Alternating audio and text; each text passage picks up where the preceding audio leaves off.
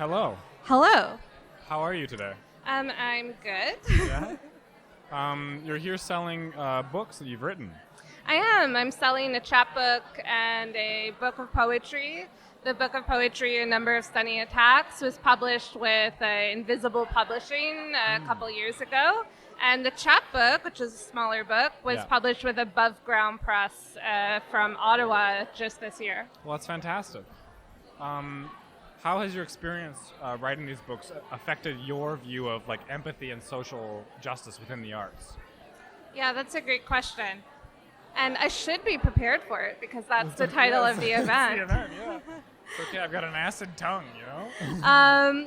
Well, empathy is often thought to be one of the positive, generative effects of literature, both writing it, reading it, and teaching it.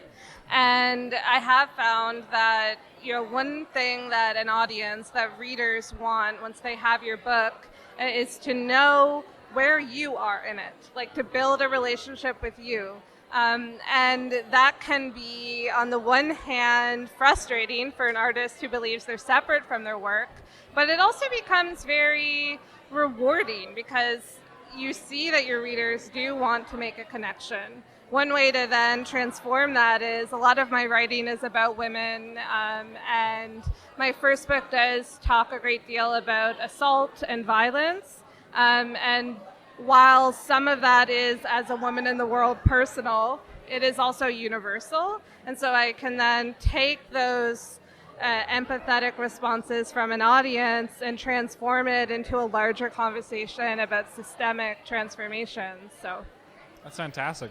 I've seen a little bit of your work, and it definitely feels like sort of implied philosophy, where you sort of have these assertions that are met through literature.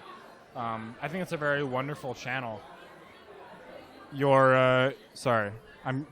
My agent is talking to me. So you're going to be performing again tonight. Do you have any insight for us as a little scoop of what to expect? Is there a specific reason why you chose the poem that you have? I chose the poem I'm reading tonight in part because I just performed it in Toronto, and it was the poem that the most people have responded to. And again, there's the kind of thing about what you as an artist expect and then what the audience actually receives. Yeah. And, I said there's a separation between the artist and their work. This is my most autobiographical poem. It is a poem that is most about my life. And I found people really respond to that. Well, and so fantastic. I'm giving in. I'm reading about being a kid in rural PEI rolling around in a red dirt lane. So this is your first year with Bishops. This is my first Year with Bishops? Yes. How do you find the art scene on Bishops? So engaged.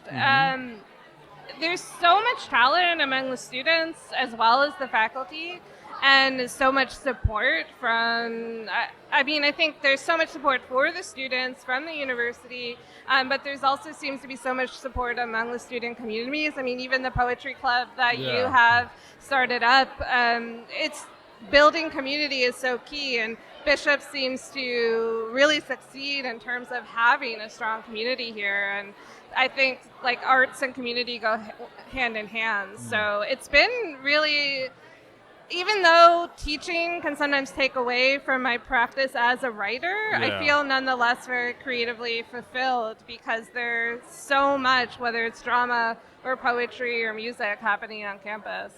That's awesome. Is there any last minute things you want to talk about? I don't know how long I'm supposed to do this for. I was assaulted and given a microphone, so I'm not sure what the parameters are. No, I would just say to anyone who's interested in writing, read widely, attend these events, and meet your community. That's fantastic. Thank you so much. You're welcome.